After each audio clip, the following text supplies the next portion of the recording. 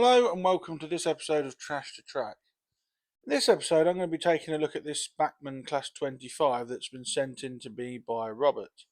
Now Rob said that this engine is running erratically on DCC and that it should have lights fitted to it, but they don't work. So I'm going to have to do some investigation work on this and see what's going on. Now this is one of the earlier 8-pin DCC ready Class 25s and I actually quite like them. The body securing screws were included in the box there. So looking at it, it doesn't look too bad, and Robert has provided this decoder that he said when he applies power to it, the model just runs away on its own accord. So removing the body, I can see why the light units don't work. Somebody's fitted these in the past, and whether they've been wired up or not, I don't know. But they've fitted them and then cut the wires. These two pickup wires are also worked loose in the box as well. And somebody's been in here before because they've written on the chassis block black and on the other side red, so it's obviously had some electrical work doing before. So the first thing I'm going to do is I'm going to put a blanking plate in this PCB and try and see how it works on DC with a battery test. And to my absolute surprise, it doesn't work at all. Now that's not like these Bachmann models. They're usually pretty robust and steady, almost bomb-proof, these things, the 25s and that, from this era. And it doesn't work. There's no sign of life at all. So I'll reconnect these pickup wires as well. I'll just hold them in place for now to see if there's any movement. And again, nothing. It's not even trying to respond. So I'll change that blanking plug around. It shouldn't make a difference, but you never know. And still nothing. So what I'm going to do is I'm just going to crack the soldering iron out and I'm going to attach those wires. And now I found another blanking plate. You can see it's a different one now. And the wires have been attached. New battery. And nothing. Still nothing on this model. It's not even humming or attempting to run. So there's something wrong with this model. So I'll get another battery just to make sure that one's not flat. And still nothing. So I'm not surprised it ran erratically on DCC, which is 16 volt. So this is going to take some investigation. So I'm going to start my investigation with this printed circuit board. I'll remove the blanking plate. Remove these two small screws that will allow the PCB to be removed from the chassis block. And then I lift this up, and why it doesn't run becomes absolutely apparent almost immediately. Now, as I said, somebody has been in here before me, and how well that picks that up on camera I don't know, but somebody's soldered under there and they're actually bridging 2 or 3 of the DCC pins, so it's creating a short circuit. So I'm not surprised it doesn't run. And looking at the general condition of the model, the wheels are actually quite dirty and there's something loose. There's something rattling around and I can't put my finger on quite what it is at the moment. So I'm going to remove the motor wires from the PCB just by gently unsoldering the tabs underneath there. What I will do when this one releases itself. And I'm going to connect the pickup wires directly to the motor wires and bypass the PCB to see if the model will run. So that'll point to whether it's a PCB problem or whether or not the motor is burnt out because of that short circuit. But when the pickups are connected directly to the motor, we have a running chassis. So it's definitely a problem with that printed circuit board. Now I'd imagine that short circuit, you can see it's quite burnt around there as well. There's a darkening around there. So I'm going to have to remove that. And what I'm going to do now is, because Robert wants those light units reinstated, I'm going to set this aside and have a look at repairing that maybe later. And I'm actually going to make a new PCB. But first what I'm going to do is I'm going to take the bogies off, because this looseness under here, there's something rattling around and I've got to find out what it is. So I remove the bogie side frames by unclipping them and it becomes immediately apparent what it is. The 4 screws that hold the chassis plate to the die-cast weight, they're all missing. So what I could feel rattling around was actually the chassis plate and die-cast block. Now that shouldn't happen at all. And like I said, somebody has been in here. There's various bits of fluff and gunk everywhere. And they've not reassembled the model correctly and they've cut those wiring units out. So Bachmann 25 wheels are easy to clean. They unclip from the plastic bogie mount there. They have got proper bearings, they're just unclipped. So I'm going to clean all the wheels individually. And the amount of dirt on the wheel treads, and especially on the axles around the drive gears, was quite phenomenal. Really, there's a lot of black, horrible black sludgy grease all over these axles. So this has either been over lubricated in the past, or this is the factory lubrication that has gathered dirt and dust over the years and is now just about ready to be replaced. So using a cotton bud of mess, I work my way around it and clean all that up. You can see there just how much dirt's come off onto that cotton bud. And then I do the other side there, getting all the gunk and grime out from around the bearings and all the old grease that's gone a bit waxy off that drive gear. So this took some time. Whoops, I dropped that wheel there. This took some time, obviously, to clean them all up. So I'll skip ahead and I will clean all four wheels. I won't bore you with the watching me clean all four wheels. But while I had it out, I also cleaned the pickups. But I actually end up taking the bogies out of this model and giving them a thorough clean in a moment. So that was a bit of a waste of time. But now all four wheels, or sorry, all 8 wheels and 4 axles have all been cleaned. And this is the just amount of dirt that came off there. Absolutely tremendous, really. And as I said, I'm going to, there's a bit of polished tyre in there, my neck, there's just dirt all over this.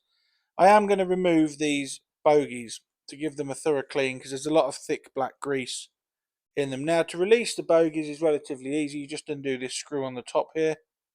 It's even easier because I've unsoldered those wires from the PCB. And then the bogie tower gently pulls away and you disengage the drive shaft from the motor dolly. Using a dry cotton bud, I clean all this old dirt and gunk out from inside this die-cast block. And then I set about again with cotton bud and mess to clean up the bogie tower itself. Now you can see there just how loose that is. That die-cast block is just simply resting on there, and if it wasn't for the bogies, it would have come off completely. And again, I was just highlighting there that somebody's obviously stripped this down before because they've written all over the motor and the chassis block. But they obviously didn't really know what they were doing when they put it back together because they've missed out those screws, which are quite important. So now I'm cleaning the bogie tower up, getting rid of all this old grease and hair and fibre that's all in here. This all needs to be removed. And then I do give the pickups a thorough clean. And then I shall re-lubricate this worm gear and the gear train with some Labelle 106 grease. And I also add a little bit of oil to the end bearing there where the worm gear spins. The pickups are all cleaned, and behind the pickups they were all degreased. And that is clean, it's turning freely. So like I said, here's the Labelle 106. This stuff really is good. This is my new favourite go-to grease. And you only need a very, very small amount. This stuff spreads well and goes far. So I've lubricated the gear train and the motor worm, and I'm just putting a tiny amount of oil on that end bearing there. And then to reattach the bogie, you need to thread the wires back through the holes in the die-cast chassis.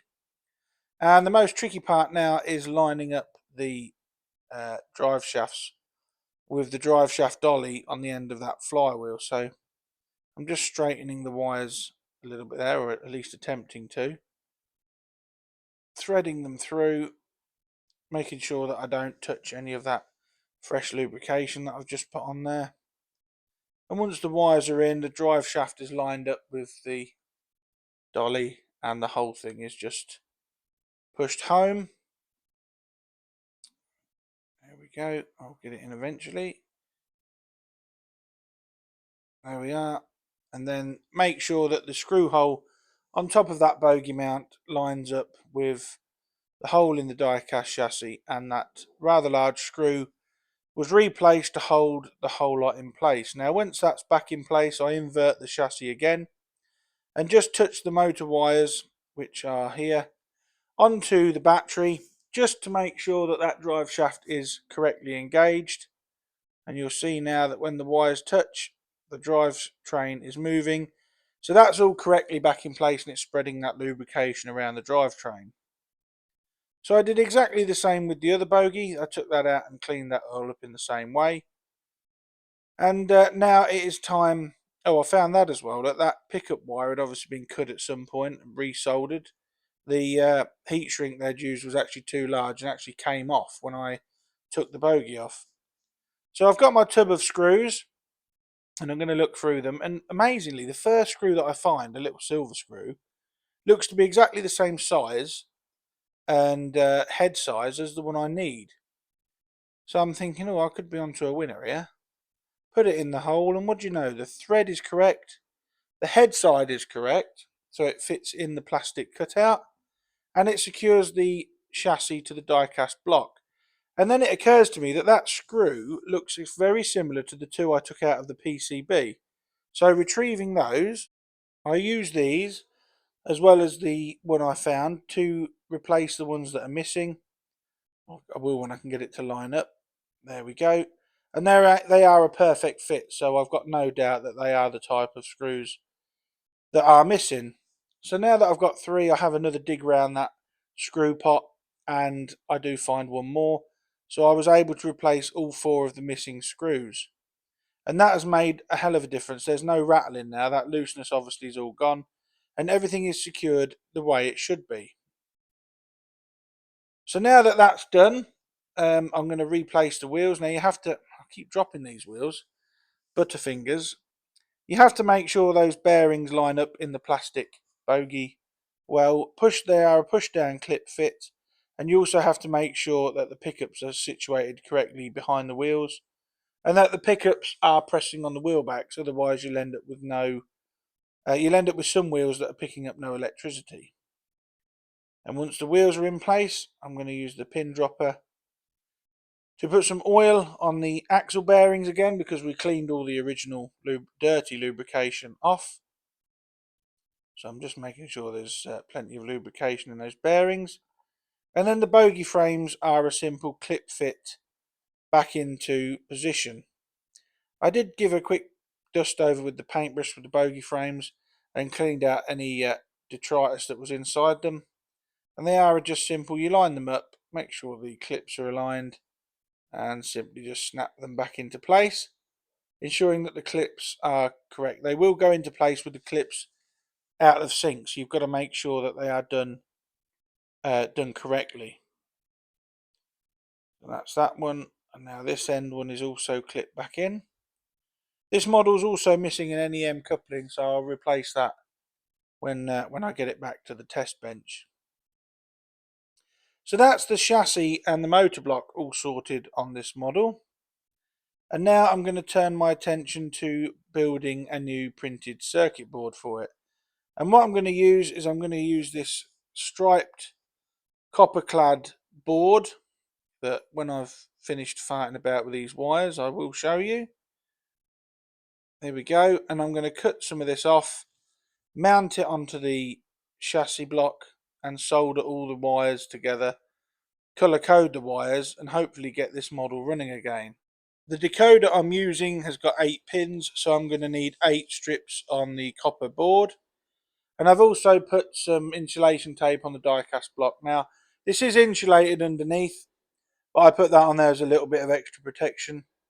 And now I can start soldering all the wires correctly onto it using the colour coding from the decoder. So blue is a common wire for lights, white and yellow for the directional, red and black for the pickup wires, and also on this model the red and black for motor. Now luckily whoever cut this lighting unit out has left just enough wire and resistors on there and in the body shell to allow me to attach wires to them and colour code them. Now soldering inside that body shell isn't going to be very pleasant. I'm going to have to go steady with that.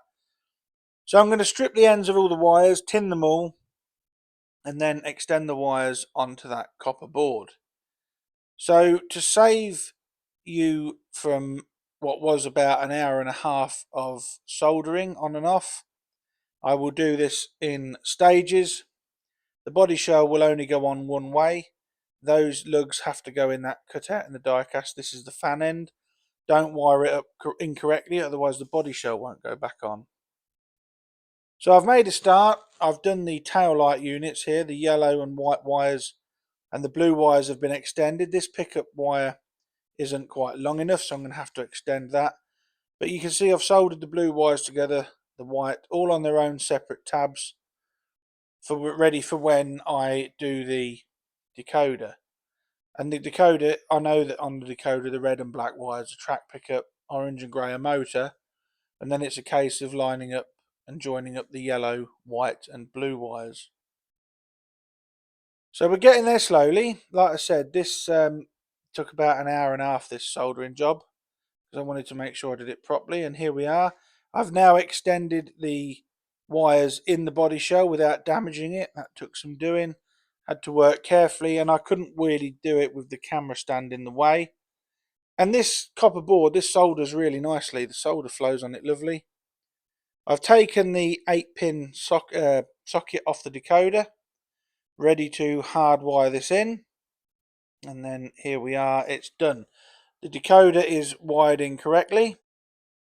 And now what I'm going to do is I'm going to tidy all the wires up, and I'm going to put a bit of insulation tape over the top of this. But before I do that, I run a screwdriver down the gaps in the copper board to make sure there's no resistance. Now there is a bit there, which means some of the solder has gone over to the other board, or the other copper strip. It doesn't really matter on that one, as the copper strip it's gone onto is not in use. But I will get my soldering iron and tidy that up. But I'm pleased to feel that all the other gaps are free, which means there's no cross soldering, no risk of short circuits and damaging that decoder. So I just drop the soldering iron on there and it just melts that away, creating the gap again. So there's the old PCB, long and thin, and there is my replacement using this copper board.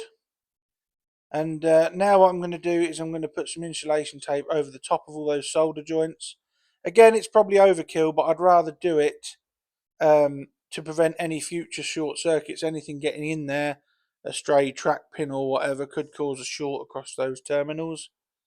So it's better to be safe than sorry, and I'm just going to put some black tape over the top of it to protect all those solder joints from any potential future damage.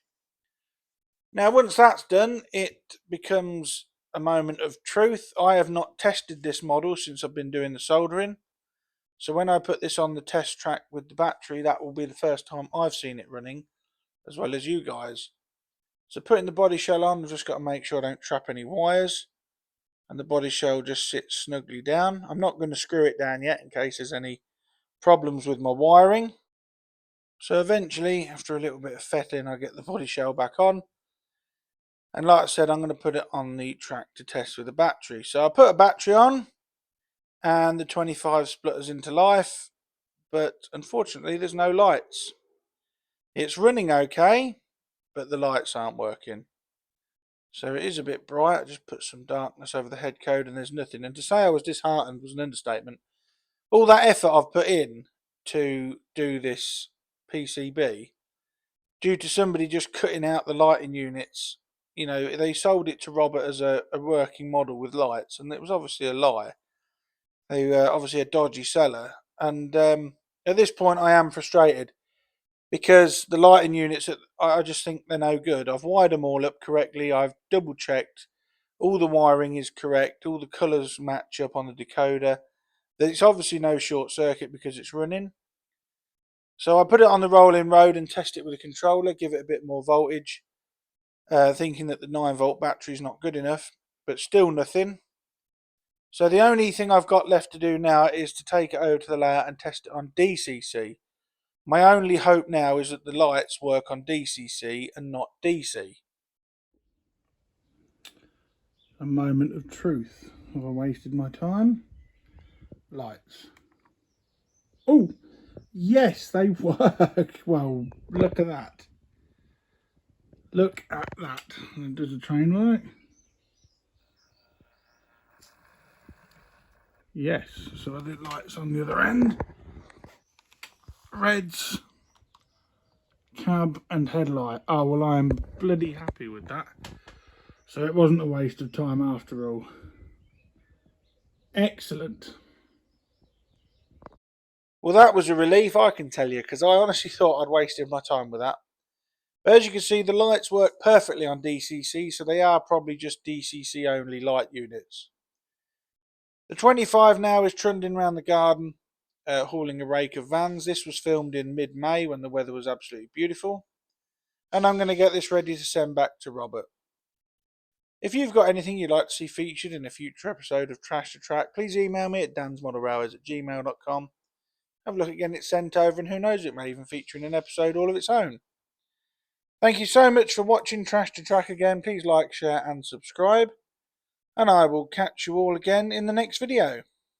Bye for now.